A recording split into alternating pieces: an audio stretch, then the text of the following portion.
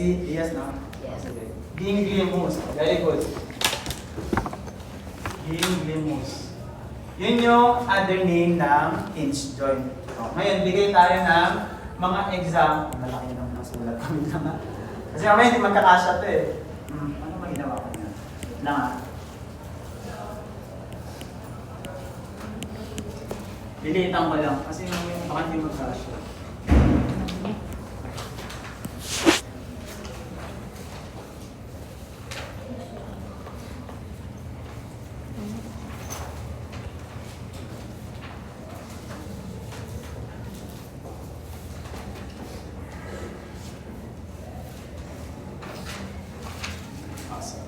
Bigay tayo ng mga joint na pasok sa ganglimus at the same time uni-axial. Ano yung nasa picture?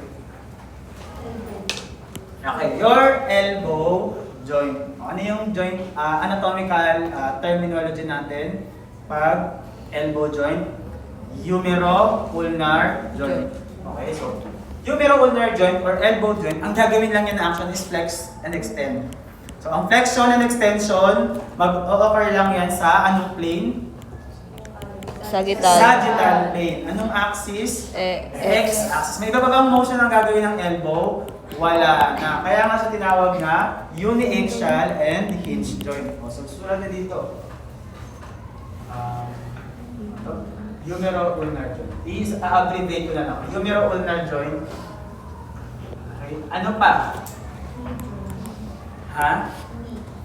Okay, ang knee joint or the tibiofemoral joint, it's a little bit complicated, no? Hindi siya, hindi siya pure hinge joint. It's a modified hinge joint.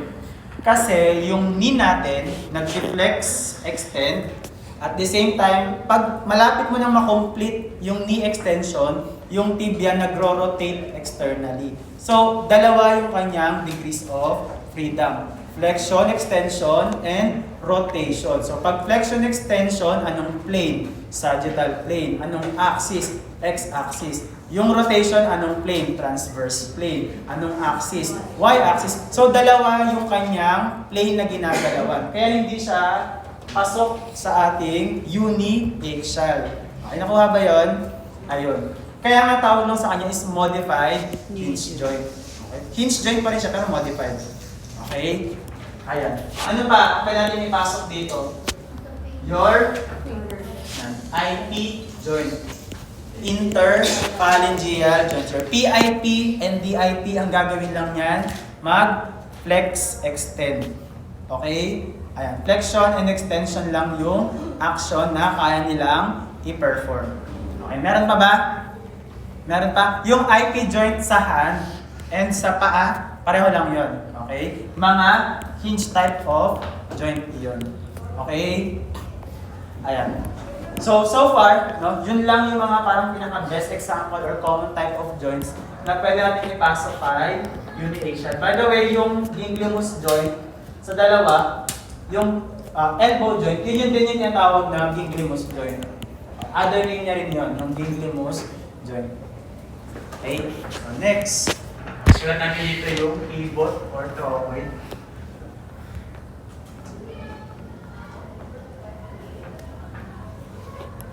So si pivot or trochoid, pareho lang. Okay? Other name ng pivot is trochoid. Trochoid, pivot. O pag pivot, ano ba yung gagawin? Yan, iikot ka lang. Okay? Or magkakaroon lang ng rotation. Kaya nga pivot. So, ibig sabihin, yun lang yung gagawin niya. Action, isa lang. Umikot. And yung, tawag ito, yung articulation niya or yung axis na gagalawan niya ay isa lang din. Okay? So, ano yung example natin ng pivot or trochoid type of joint? Tibial-ulnar. Okay, your, ano to? Atlanto-axial joint. Okay, kasi ang atlanto-axial joint mo, magro-rotate ka lang ng neck. Yan lang yung gagawin niya. So, rotation yun. Pasok siya dun sa pivot or trochoid. Okay, ano pa? Ito, ano ba yung nasa picture na yan? Your proximal radio-ulnar joint.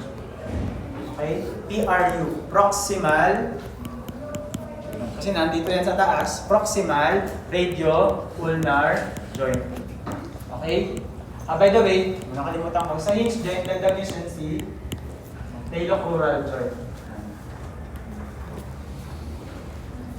Ano to si talocrural? Ito yung ating Taurus. ankle joint. Okay? Ankle joint. So si talocrural is an articulation of your distal tibia and fibula along the ankle mortise plus your talus. O, nakita niyo nilang buto yon, tatlo. So, di ba ang joints natin pwede siya for 2 or more bones. Okay? Talocrural. Uniaxial siya kasi ang gagawin na ng talocrural joint mo ay mag plantar flexion and dorsiflexion. Okay? So, isa lang. So, sagittal plane, x-axis. Okay? And tapos, sa pivot or trochoid, and atlantoaxial, and then proximal radio-ulnar joint. Ano yung gagawin ng proximal radio-ulnar joint mo?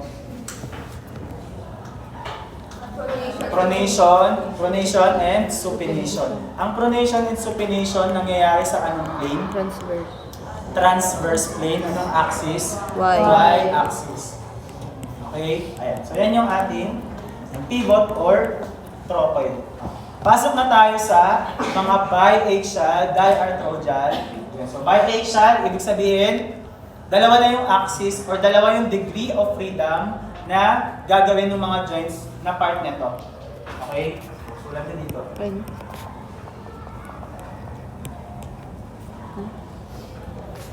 Ayan.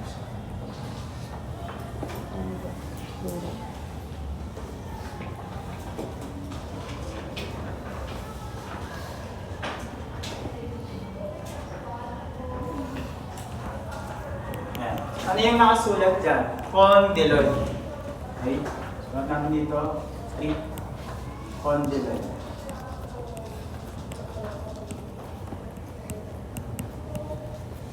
Okay. Ano yung itsura? By the way pala ha, pagka sa mga, sa mga diarthrosis joint, yan, dapat alam natin kung ano yung convex and ano yung concave doon sa articulation. So, familiar ba sa concave and convex? Familiar?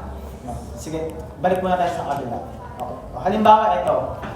So, ang proximal radio-ulnar joint natin is an articulation between your radial head of radius and the radial notch of ulna. So, radial head of radius and radial notch of ulna. Sino sa kanila yung convex? Head of radius.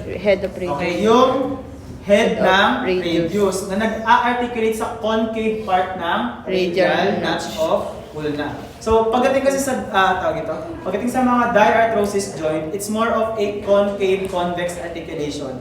Walang ganun sa synarthrosis. Okay, nakuha?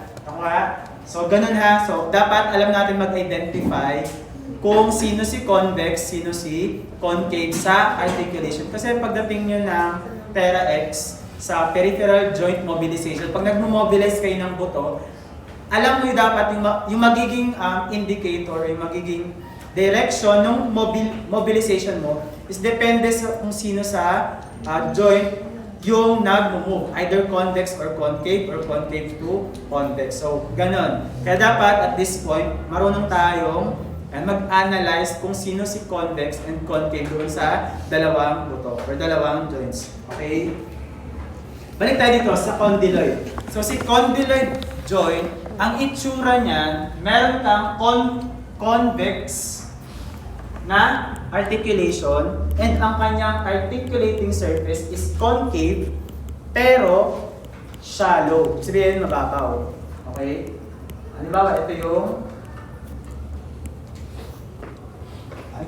example lang pa. Halimbawa, ito yung buto mo. Tapos ito yung another bone. So it forms a joint. Tama?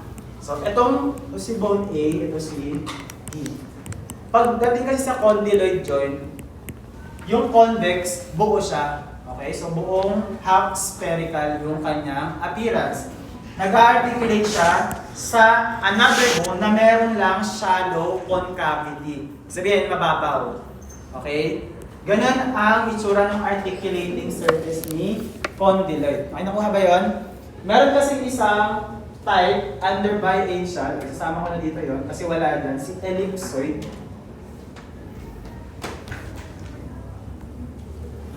Ang pinagkaiba nila, si ellipsoid, ito yung isang buto mo, tapos medyo, yung convex part ng articulation is medyo flat, hindi siya half spherical. Tapos, ito yun. Yan. So medyo flat lang yung convex part ng bone, and yung kanyang articulating surface na supposedly concave ay malalim. Okay? Unlike doon, baliktad silang dalawa. So malalim to. Okay, nakuha yung difference ni condyloid and ellipsoid. Doon lang sila nagkaiba. Pareho silang biaxial, sabihin dalawa yung axis na pag-rotation nila. Ang pinagkaiba lang is yung appearance or yung morphology or yung itsura ng kanilang articulating surface. Okay, nakuha yun? Okay. So, bigay tayo ng example ng condyloid joint. Okay? Ano yung example ng condyloid joint? Your, number 1, MCP. Okay? O pwede rin yung sa paa. MEP. Okay? Sabihin ng MCP, Metacarpophalangeal joint. MTP, metatarso-phalangeal joint. Bakit siya biaxial? Ano yung gagawin na motion or action ng MCP and MTP? Flexion, extension, abduction, and adduction. So dalawa. Ilan yung degrees of freedom doon? 4 ba? 2 lang. Okay? Yung flexion and extension is considered 1 degree of freedom. Abduction and adduction is considered another degree of freedom. So 2. 2 degrees of freedom, therefore dalawa yung plane na pinaggagalawan, dalawa rin yung axis. Okay, nakuha yun?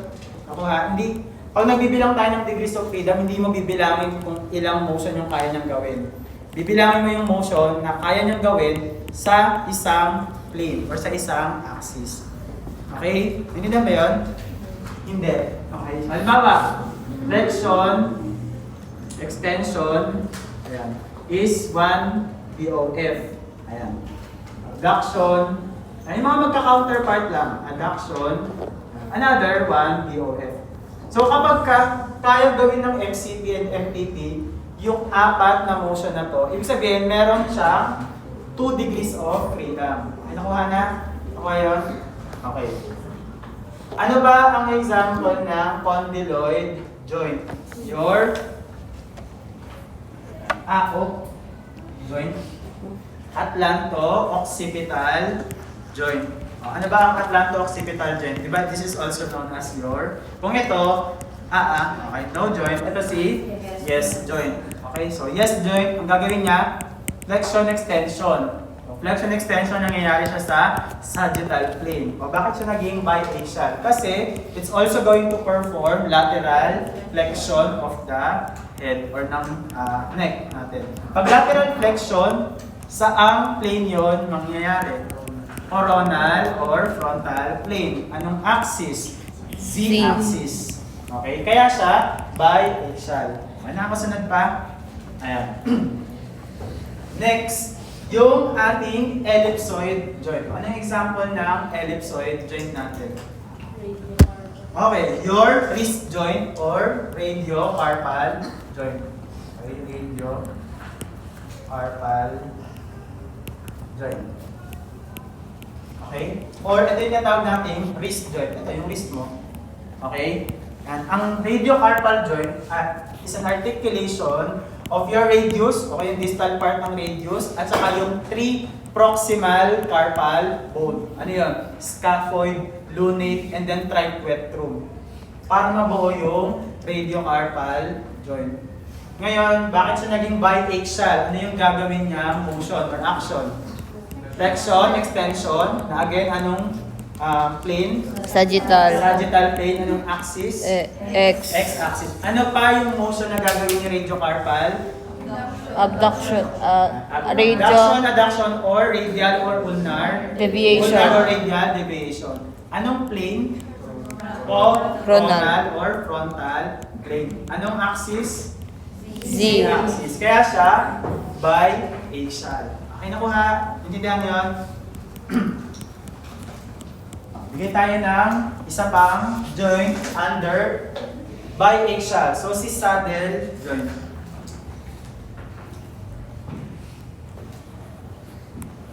Okay.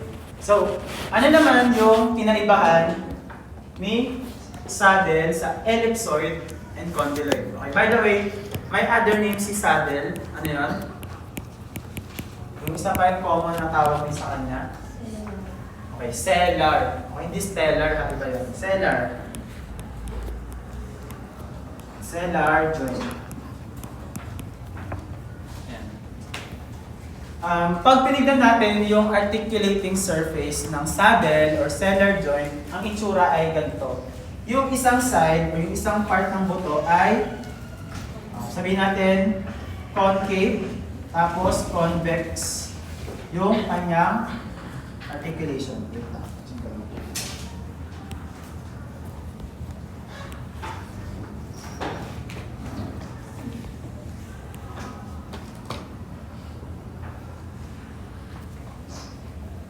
Okay.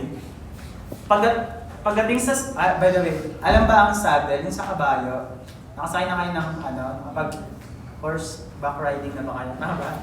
Ako kasi hindi pa eh. Nakita ko lang din sa picture sa Google, yung saddle. Ganito kasi yung itsura niya. So yung pangit, wait lang.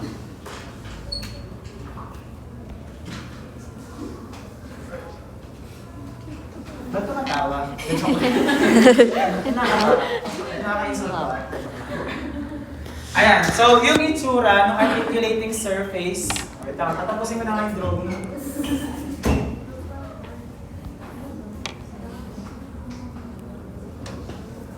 Ayan. Ito si bone A, ito si B. Pag saddle or cellar type of joint, ang itsura ng kanilang articulating surface ay ganito. Yung isang bone, meron siyang convex na part, tas concave na part. And it's going to articulate with another bone na concave, convex ang ang articulating surface. Okay? Respectively. So, kung convex to, mag-articulate siya sa concave part ng other bone. Kung concave yung part na to ni bone A, mag-articulate siya sa convex part ni bone B. Naintindihan? So, both convex and concave sa isang articulating surface ng saddle joint, meron. Okay, naintindihan? Unlike sa condyloid and ellipsoid and ball and socket natin ng mga diarthrosis, so isang side lang nila yung either convex or concave. Pero pagdating kay saddle or cellar, both concave and convex sa isang side, and then concave, convex on the other side. Okay, naintindihan ba yun? Hindi pa din. Mga naka-blanco yung mukha niya. Ganito yung itsura niya. Galit. Galit. So, ganyan yung itsura. So, meron kang both convex and concave sa isang bone. Tapos, kung convex na to, syempre, ang articulating part niya sa isa pang buto, sa another joint, is concave na. Okay? Para mag-fit sila or mag-match. Parang sa mga puzzle, di ba? So, ganun ang itsura ng saddle or cellar joint. Magbigay tayo ng example. Kaya ano yung example? First, CMC. Ayan. First CMC, your first carpo metacarpal joint. CMC joint. Bakit siya biaxial? Ano bang gagawin ng CMC mo? Flexion, extension, abduction, adduction. First carpo, ano? Okay? Flexion, Ito, carpo. extension, abduction, adduction. Ang flexion, extension ng CMC nangyayari sa anong plane? Sa coronal plane. So siya lang yung exemption or exempted sa lahat ng flexion extension na joint sa ating katawan. Kasi yung CMC natin is the only joint in our body that will rotate to your Z-axis. Kasi gagalaw siya sa coronal plane. Ang abduction and adduction ng CMC natin, mag-occur siya sa sagittal plane. O, yun lang din yung kanyang exception. Okay? First, CMC. Ano pa? Okay, ito medyo complicated din to, yung SC joint. So, SC joint is an articulation of your sternum, okay, and yung medial end of the clavicle. So, pag tinignan mo yung articulation nila, ganyan yung magiging itsura. Concave, convex, and then concave, convex, okay? SC joint. However, okay, ang SC joint natin or sternoclavicular joint, ito yun, hindi siya biaxial. It's triaxial. Okay?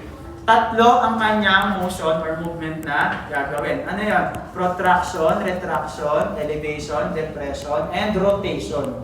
Nagro-rotate siya posteriorly and anteriorly. So, ilan yun? Tatlo. So, pagdating natin sa shoulder, biomechanics, pag-uusapan natin yung yung motion ng SC joint. Kasi yung rotation ng clavicle mo sa manubrium or sa sternum mo, importante yan para makomplete mo yung full 180 degrees of shoulder abduction. Kaya siya magro-rotate posteriorly during abduction and then anteriorly during adduction. So tatlo ang kanyang degrees of freedom. Pero if we are just going to base sa articulating surface ni SC joint, papasok siya kay saddle or cellar but not biaxial. Okay, naintindihan yun? Ayan. Okay, and I think no, yan lang yung common, or at least ito lang yung saddle or cellar type of joint na meron tayo sa katawan. Okay? Ayan. So, proceed tayo. Ayan. Dito tayo sa triaxial, multiaxial, or diarthrogal joint. Burahin mo lang ito ah.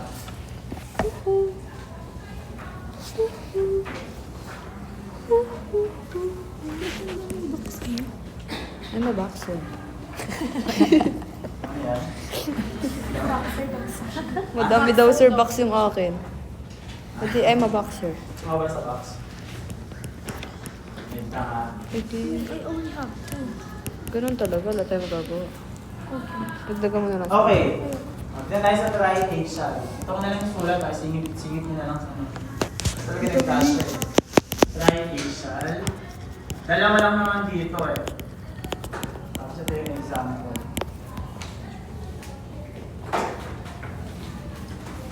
Mas pakainit na ng iPad ko. Yan. Plain joint.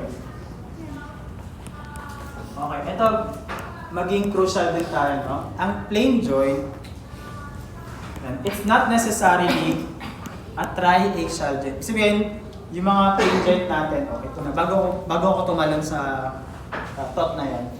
Okay, una, pag tinignan natin yung mga plain joint, ang itsura ng articulating surface nila Gamit ay flat. Okay, kaya siya tinawag kaya nga planar.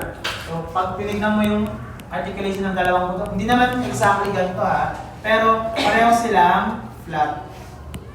Diba, ganyan. Parang, ganyan. Both are flat. So, neither side is concave or convex. Ano yun yan? Kaya siya plain or planar joint. Ganyan yung parang itsura ng kanilang articulating surface. So ngayon, ang mga example natin ng plain joint ay, ayan, yung mga Concave. intercarpal joint, Rika. IC joint, May dalang kang charger. at syempre yung intertarsal joint. Okay? Yung articulation or connection ng mga magkakadikit or magkakatabing carpal bone, adjacent carpal bone and adjacent tarsal bone. Ang tawag natin sa type of joint nila ay plain joint. Ngayon, naniniwala kayo ba kung i-analyze nyo, makakabuo ka ba ng 3 degrees of motion or 3 degrees of freedom dito sa carpal and sa tarsal bone? Hindi. Magkapatid yung intercarpal. Kasi if you're going to analyze yung mga plain joint, Okay. sabi kay Brunstrom, okay, ang mga motion lang na gagawin yan ay contributory.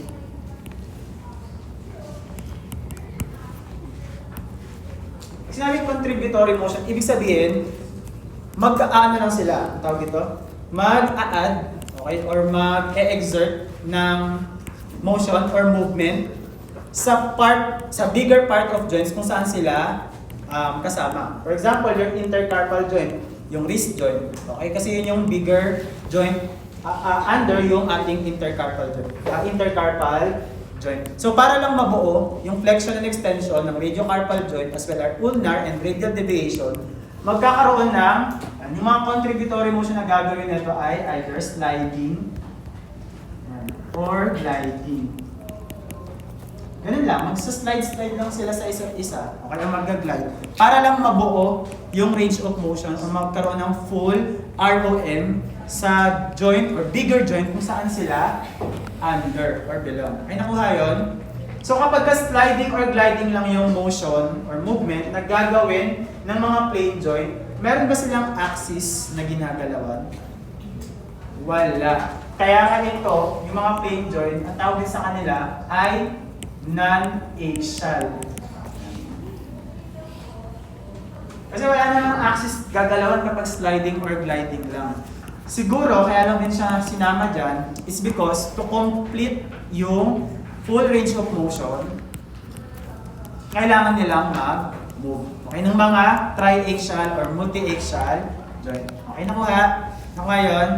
Okay. Kaya generally, when we refer to plane joint, no, pag binasa nyo rin si Brunstone, ang tawag sa kanila is mga non-axial joint. Kasi ito lang yung gagawin nilang motion or movement. Mag-slide lang sila para makompleto yung range. Okay, ninitindihan? Ayan.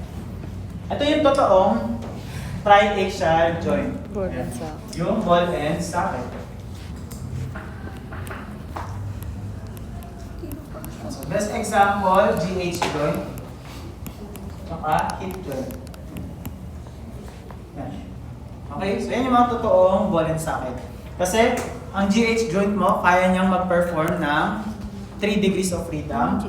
Same thing kay hip joint. Ano yung mga motion na kaya niyang i-perform ni GH? Flexion, extension. GH is glenohumeral joint. Okay?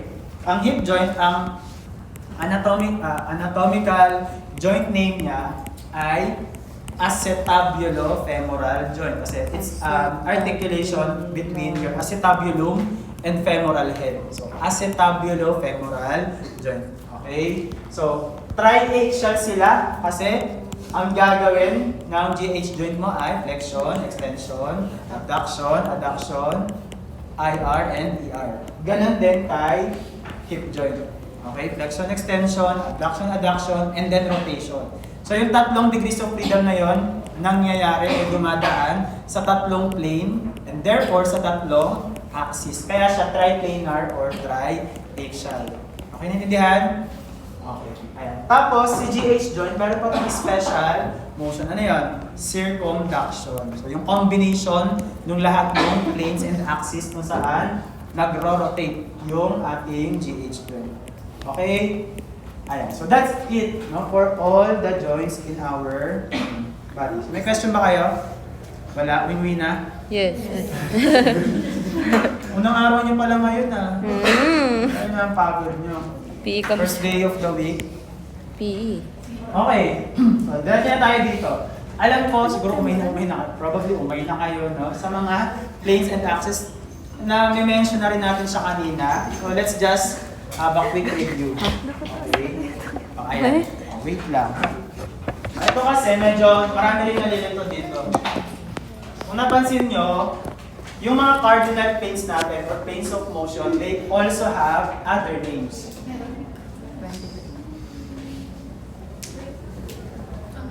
Wait lang ha.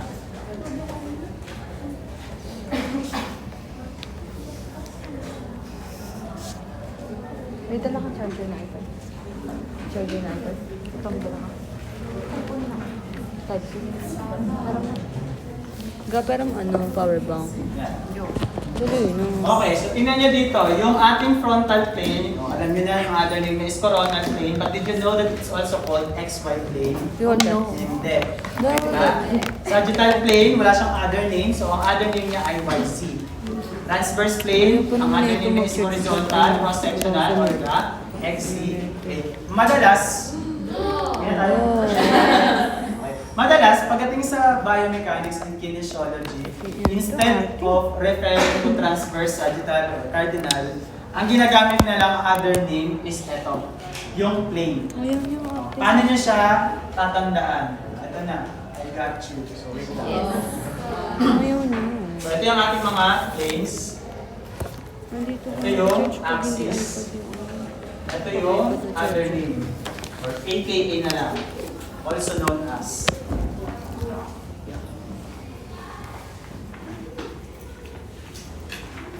So meron ka coronal, frontal, coronal. Tapos, sagittal.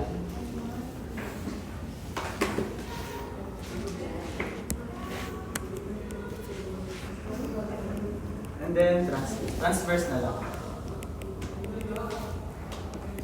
Ako kasi, alam ko may tinuro na yung first tuloy. Yung mga intern sa inyo kung paano nyo tatandaan kung saan axis mag-rotate. Pero kasi ako nung bata pa. Nung first year ako, ito na yung parang palatandaan ko. So hanggang ngayon hindi ko na siya nakakalimutan.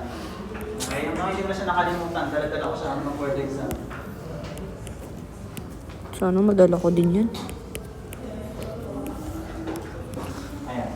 So yan lang yung parang code na ginawa namin magkakaklase, no? Nung first year. Cos, sax, straight. Coronal, sagittal, transverse. Anong axis? C, coronal. Z, axis. Okay na ako sa Si akin. sagittal, X, axis. Si transverse, Y, axis. Ngayon, para hindi mo na kailangan i-memorize kung si frontal ba ay XY plane, si sagittal ay YZ plane, si transverse ay XZ plane. Ganito yung gagawin nyo. Si frontal or coronal, nasa Z-axis. Ano yung natira? X and Y. Yun yung magiging other name niya. X, Y. Diba ang tatalino namin? Ang talino ng mga klase ko dati. Sila nag-invent pa niyan. Okay? Tapos ang galing nyo Tumba ko kayo. Sila nag-invent pa niyan. Yung mga klase ko dati. Tapos, si sagittal plane, it rotates around your x-axis. So ano yung natira? ZY. Pero ano tawag sa kanya? Siyempre, susundin niyo yung nasa alphabet. No? Nabas yung C sa Y? Yung YZ. YZ. Okay, YZ. Talino niya na. Okay. And then si transverse plane, sa y-axis, ano yung natira? XZ. Ha? XZ.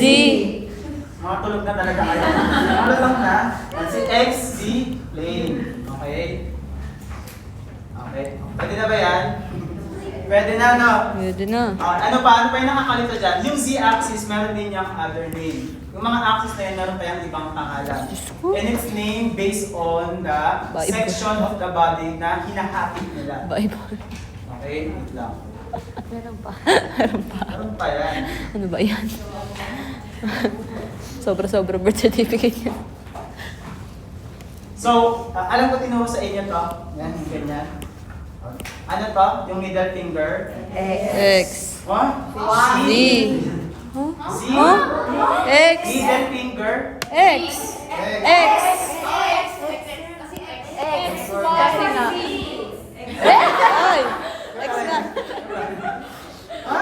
X sa amin. Ganito kasi sa amin, sir. Hindi ko, actually, hindi ko to alam yung undergrad ako. Parang ngayon walang dito naririnig sa mga Kasi sarili kasi kami mundo na. Hindi ko alam. Pero ako alam ko, ito, siya yung z-axis. Hindi. Ito yung X. Hindi. Yung index finger ko yung X. Yung thumb ko yung Y. Tama ba? Hindi mo sa inyo? No! Ginulo mo lang kami, sir eh. Uwi ka muna, sir. Itututok niya sa kasalat mo eh. Tama?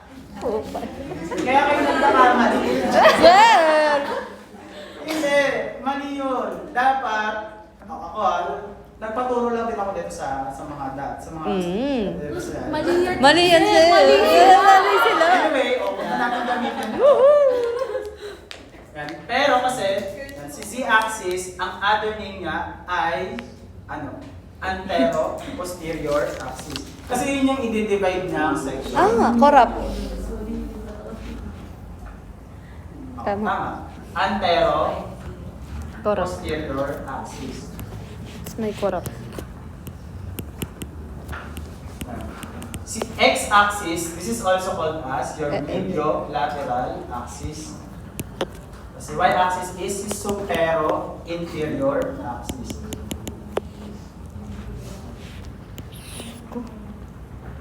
Ayan. Oh. Natatandaan ko siya kasi ito lang din yung parang sinabi nga, no? Parang nag-make sense din. Kasi kung ito ay z-axis, ang hahatiin niya sa katawan ko is yung anterior and posterior. Doon siya mag-run along. Itong middle finger ko. Yung x-axis, ito yan. So pa, medial, lateral, yung kanyang tatakbuhin. Hindi. Kaya siya, Tama lang. medial lateral axis yung other knee. Left and Si Y, ito yan, si Y, nakatayo, yung thumb ko. Kaya superior, inferior yung kanyang hahatiin. Ha? Ano? Kung ayaw yun yung gano'n, tandaan yun. Basta ako yun yung... Kung ayaw yun tandaan, bahala kayo. Okay? Ito hindi nang babago. Ito talaga yun. Okay? Gagalit ka na. Galit na doon. Ayan. Walk out yan. Tama? X-axis, medial lateral or medial lateral. Z-axis, antero posterior. Tama. Tapos, yung y-axis is superior inferior. Okay? So, kung ayaw nyo gawin to, bahala kayo. Okay lang din naman. Nagtampo. Okay? Ayan. So, yun lang. So, hindi na natin siya i-discuss, no? Kasi alam nyo na dapat kung anong motion. Okay? Pag tinanong ko kayo, abduction, adduction, saan siyang axis magro-rotate. Kung hindi mo nabasa z-axis, ano pipiliin mo? Antero-posterior, medial-lateral, supero-inferior. Yung other name ni z-axis, which is antero-posterior axis. Kapag tinanong anong plane, tapos di mo nakita si frontal, coronal, huwag kang kakabahan. Hanapin mo muna si XY plane. Kasi yun yung other name ni frontal or coronal. So, ganun lang siya nilalaro. Okay? Naintindihan? Ang ML. Yan. So, dito na tayo. Actually, madali na lang din tong part na to. Okay? Ayan. So, joints. Kaya natin pinag-uusapan si joint. It's an articulation between two or more bony segments or bony partners. And then dito, meron lang important note regarding to how should we name joints. Okay? Sabi dyan, pag pinapangalan natin yung joint, dapat pangalanan natin siya based on the proximal bone first. Kaya nga, ang glenohumeral joint is pinangalang glenohumeral joint kasi mas proximal si glenoid fossa kaysa kay humerus, okay, or humeral head. Okay? Kaya siya pinangalan ng humero-ulnar joint kasi mas proximal si humerus kaysa kay ulna. Pero yung rule na to, it's not absolute kasi merong mga book kayo mababasa na sinasabi ulno-humeral. Pero pareho lang yun, both are accepted. Pero generally, dapat sabi dyan, proximal to distal yung naming ng ating articulation. Okay, nakuha? Yes. Pagka acetabulo-femoral joint, ibig sabihin, ano yun? Hip joint. It's an articulation between your acetabulum na proximal sa femoral head. Okay? Tibio-femoral joint. Oh, hindi siya naging akma, di ba? Kasi tibio-femoral joint is your knee joint. Pero yung tibia mo mas distal kesa kay femur, kung saan siya nag-articulate. Okay? Pero kasi si femur, meron siyang part na, tawag dito, patella. So parang yun yung naging basis. Kaya sabi ko, hindi siya ganun ka-absolute. Okay? Kasi may mga joints na hindi naman talagang proximal yung nauuna. Okay? Pero in standard, dapat ganito natin siya susundin. Okay? Okay? Eto. Kailangan mo natin explain to. Flexion extension, alam niyo na yan, umay na kayo. Kailan natin malalaman na nagkakaroon ng hyperflexion or hyperextension? Over no? Ano yung magiging objective measurement natin? Yung range of motion using Yes. goniometer. So pagdating nyo ng EEPT, i-memorize nyo lahat ng ROM landmarks from head to toe. Kailangan nyo yun para sa basic assessment. Okay? Ayan. Hindi lang yun. Kailangan nyo rin i-memorize yung normal value. No? Kasi halimbawa, ang normal value ng shoulder flexion, ilan? 0 to 180 degrees. Iba ang normal value ng flexion ng hip. Okay? Ang flexion and extension ng hip ay iba sa normal value ng flexion and extension ng shoulder. So, Ako dito na ako Pagdating nyo ng second nag-notes. years, dapat memorize nyo yung Dito na ako buo, nag-notes. ROM. Dito na ako nag-notes Ano yung para pag normal, gumawa ano akong yung PPN ng NPN, review. Sabi nga hyperflexion. Kasi may ano nakakaligtaan sabi? ako pag hindi sa PPT ginagawa. Okay. Ayan. So, dorsiflexion, plantar flexion sa ang plane. Sagittal. Sagittal plane. Ano yung other name ng sagittal plane? XY plane. YZ. YZ. YZ plane. Anong axis? X-axis. Also known as?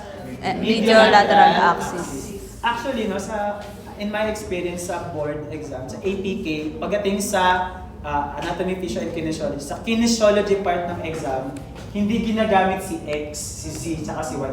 Yung other name, yung ML axis, AP axis. Kaya dapat familiar kayo. Okay, wala lang, trip lang nilang pahirapan yung mga nag-e-exam. Kaya yun yung ginagamit nilang terminology. So yun. Okay? Abduction, adduction sa ang plane. Coronal. Coronal. Anong other name ni coronal? XY plane. XY plane or coronal plane. Anong axis? Z.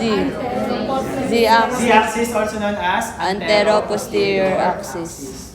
Okay. Ulnar and radial deviation sa ang plane. Coronal.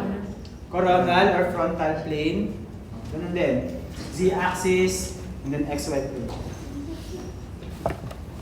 Rotation sa ang plane. Transverse. Transverse. Anong axis? Y. Y-axis. Ano yung other name? X. Superior inferior axis or superior inferior axis. Pareho lang yun. Or binuo nyo lang. Tapos, ano yung other name ng transverse? XZ plane. XZ plane. And pronation, supination sa ang plane? Transverse plane Transverse. pa din. Okay. Ayan. Inversion, eversion sa ang plane? Transverse. Sa? Sa? Transverse. Frontal. Frontal. Okay. Or coronal plane. Ano axis? Z-axis. Ayan. Retraction and protraction sa ang plane? Sa coronal or frontal plane. Protraction, retraction. Okay, ayan lang. So, hindi ko na yan di-discuss. Alam niyo na yan. Okay? Ayan lang. Yung mga ano na lang to, mga